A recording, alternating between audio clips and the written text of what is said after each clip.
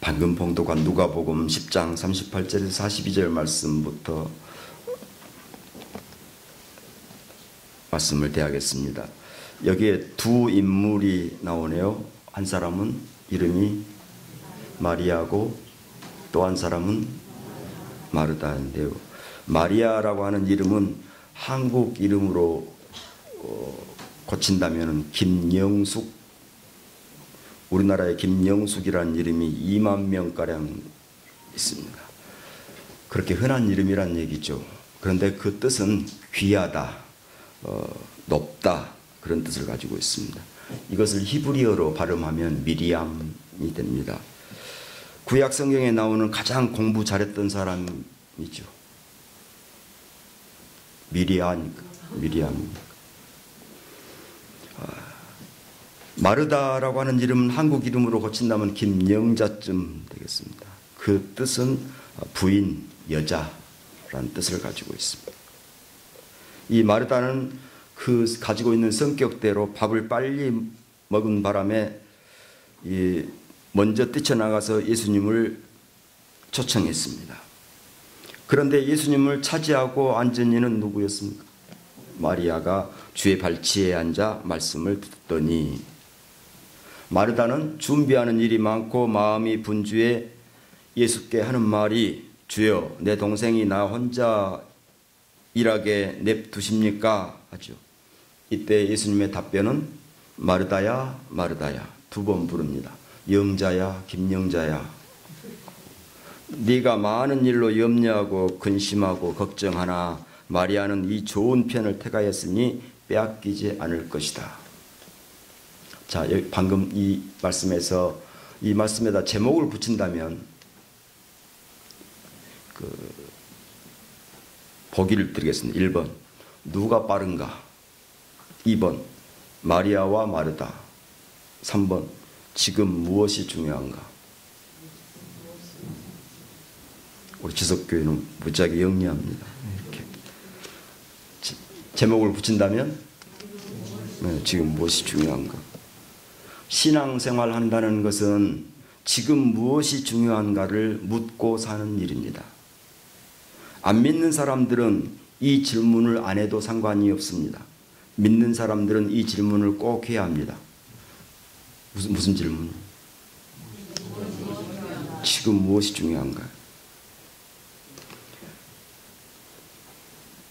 안 믿는 사람들은 인생이 잘 풀리면 자신이 노력한 결과로 여기면서 뿌듯해합니다. 어려운 일을 당하면 운명을 탓하고 현실을 원망합니다. 마르다는 안 믿는 사람들의 생각을 대변하고 있습니다. 염려, 근심, 걱정을 다 짊어지고 또 마리아를 탓하며 예수님을 탓하고 세상을 탓합니다. 마리아는 믿는 사람의 생각과 질문을 대신하고 있습니다. 지금 무엇이 중요한가? 그래서 택한 것이 주의 발치에 앉아서 그의 말씀을 듣는 일을 택한 거죠. 자, 오늘 주일날이 되었습니다. 지금 무엇이 중요합니까? 네, 하나님을 예배하는 일이 중요하죠. 그래서 오늘 말씀의 제목이 하나님을 찬양하는 일입니다. 지금 무엇이 중요한가를 더 길게 물으면 지금 무엇이 선하며 아름다우며 마땅한 일이냐. 다 함께 시편 147편 1절을 보겠습니다. 함께 하겠습니다. 할렐루야. 우리 하나님을 찬양하는 일이 선하며 찬송하는 일이 아름답고 마땅하다. 그러니까 지금 무엇이 중요한가, 이 물음을 다시 바꾸면 지금 무엇이 선하며 아름다우며 마땅한 일이냐 하는 것입니다. 그래서 하나님을 찬양하는 일은 선하고 아름답고 마땅한 일입니다. 왜냐하면 147편 2절입니다. 함께 읽겠습니다. 여호와께서 예루살렘을 세우시며 이스라엘의 흩어진 자들을 모으시기 때문입니다. 세우시고 모으시기 때문입니다. 우리는 세파에 넘어졌습니다. 그래서 세워주십니다. 무엇입니다. 우리는 흩어졌습니다. 이 흩어졌다고 하는 것은 의학적인 용어인데요. 정신분열증을 앓고 있어서 치유해 주신다는 말씀입니다. 두 번째, 하나님을 찬양하는 일은 왜 선하고 아름답고 마땅한 일이냐 하면 3절 읽겠습니다.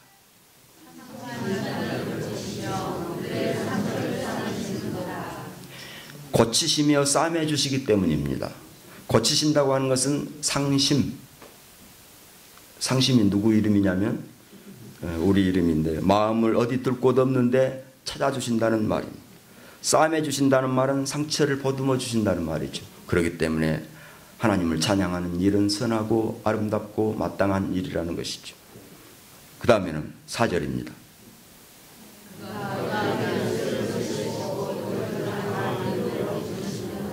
별들을 세시고 그것들을 다 이름대로 부르시기에 찬양함이 마땅하다는 것이죠.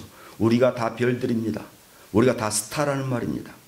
그리고 그 수요를 세시고 이름을 불러주십니다. 이름을 불러주시는 신은 우리 하나님밖에 없습니다. 전에는 그 아무개 엄마 아니면은 몽니댁 하고 불렀었죠. 제가 성전에 있었던 일인데 한 분이 그 태코가 몽니댁이었습니다. 몽니댁 부르길래 저 사람은 얼마나 몽니가 많으면 저렇게 부를까 했는데 나중에 알고 보니까 강진읍의 몽니가 거기서 씹었다고. 이제는 그분을 김유림 권사님으로 부릅니다. 기독교가 이 땅에 들어와서 비로소 여자들도 이름을 부르게 되었습니다. 아마 이 부분은 인정을 해야 될 것 같습니다. 세우시고 모으시고 고치시고 싸매시고 수요를 세시고 이름을 불러주심으로 하나님을 찬양한다는 것입니다. 하나님을 찬양하는 일은 이래서 선하고 아름답고 마땅한 일인 줄로 믿습니다. 이 땅에서 살면서 선한 일이 뭐라고요? 하나님을 찬양하는 일입니다. 이 땅에 살면서 아름다운 일이 무엇입니까? 하나님을 찬양하는 일입니다. 이 땅에 살면서 마땅한 일이 무엇입니까? 하나님을 찬양하는 일입니다. 우리를 향해 하신 일로 우리는 하나님을 찬양하는 일을 합니다. 또 우리를 향하신 하나님의 그 사랑, 우리를 위해 하신 일 무엇이냐면, 우리가 세파에 넘어졌는데 세워주셨고, 우리의 영혼이 혼란스러웠는데 모아주셨고, 우리의 마음이 심란할 때 고쳐주셨고, 우리의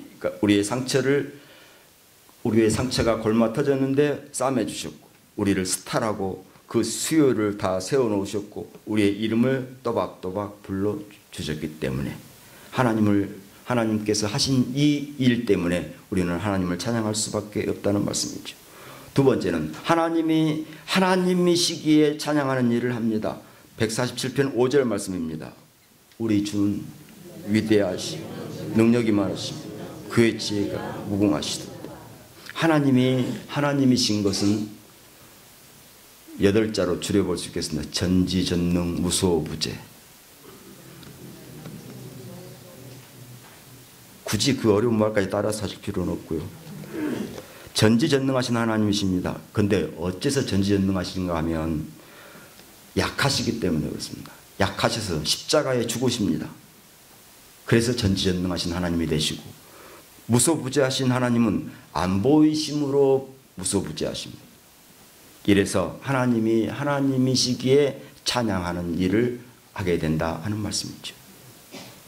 첫 번째는 우리를 위해 하신 일 때문에 하나님을 찬양하게 되고, 두 번째는 하나님이시기에 찬양을 드린다는 것입니다. 세 번째는 하나님이 사랑하시고 심판하신 분이어서 찬양을 드립니다. 147편 6절 말씀. 겸손한 자들을 붙드시고 악인들은 땅에 엎드러뜨리시는도다. 누구를 사랑하고 심판하는 일은 하나님의 영역입니다. 그런데 우리에게 사랑하자고는 하시는데 심판하자고는 안 하십니다. 그러므로 심판의 영역은 하나님께 속한 영역이라고 할 수 있습니다. 하나님의 사랑과 심판하신 일을 찬양합니다.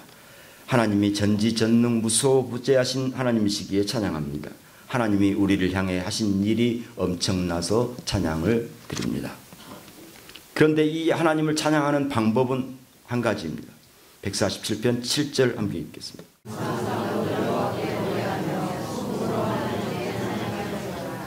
찬양하는 방법은 오로지 감사함으로. 설날의 유래를 살펴보면 첫 번째 설은 낯설다 하는 말에서 왔다고 합니다. 새해가 되었으니 시간적으로 낯설죠. 이 시간을 우리가 안 살아봤으니까요. 그래서 이 낯선 새로운 시간을 주신 하나님께 감사하자는 것이 설날 유래입니다. 두 번째 설은 서럽다에서 온 설입니다.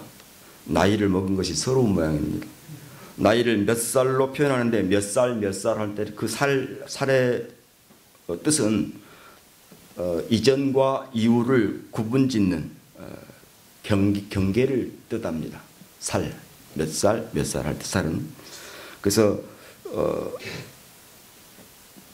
이 말은 마치 우리 찬송가에 있는 것처럼 아침 해가 돋을 때 만물 신선하여라는 의미를 가지고 있는 뜻이 이 살이라고 할 수 있습니다. 옛것은 지나고 새것이 되었으니 하나님께 감사하자 하는 뜻이죠. 세 번째 설은 살이다, 삼가다 하는 뜻을 가지고 거기서 온 설입니다. 하나님을 경외해야 한다는 의미도 갖고 있습니다. 일찍이 하나님을 섬겨오던 우리 민족이었음을 하나님께 감사하자는 것이죠. 또 설날의 풍속도 하나님께 감사함을 표현하는 것이 모두가 설날의 풍속으로 되어 있습니다. 설날 풍속 그 첫 번째는 세배지요. 세배는 하나님을 경배하는 표현이었는데 하나님을 경배하는 사람은 조상을 주신 하나님께 예배한다고 하는 뜻을 가지고 있습니다. 세배의 의미가 이런 의미를 가지고 있는데 세월이 흐르면서 절하는 것으로 혹은 그 세뱃돈의 그 무게중심이 옮겨가 있는 것을 보게 됩니다. 그러나 세배의 원래 목표와 내용은 우리 조상을 주신 하나님께 예배한다고 하는 의미가 들어 있습니다. 두 번째는 설빔입니다. 설빔이 뭐죠? 새 옷으로 갈아입는 풍속은 고린도후서 5장 17절 말씀을 떠올리게 합니다.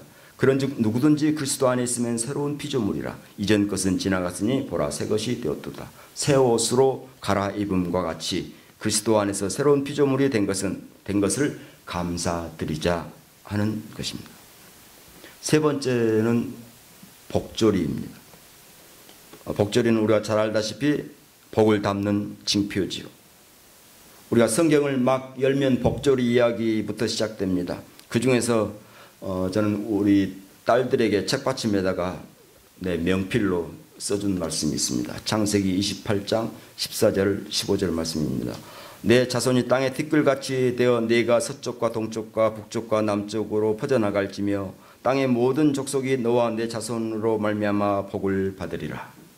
내가 너와 함께 있어 네가 어디로 가든지 너를 지키며 너를 이끌어 이 땅으로 돌아오게 할지라. 내가 내게 허락하는 것을 다 이루기까지 너를 떠나지 아니하리라 하신지라. 복을 주신 하나님께 감사드리는 설이 되시기를 바라겠습니다. 설날의 풍속도 세배와 설빔과 복절이 이 모두가 하나님께 감사한 것에서 유래가 되었습니다. 감사가 넘쳐나는 설이 되시기를 주의 이름으로 축원합니다. 새해 복 많이 받으십시오. 우리에게 설 명절을 주신 하나님 은혜와 사랑을 감사합니다. 하나님께서 우리에게 쏟아 부어주신 은혜 한량 없으시나 우리는 하나님께 감사할 것밖에 없습니다. 우리의 감사와 찬양을 받으옵소서. 예수님 이름으로 기도하옵나이다. 아멘.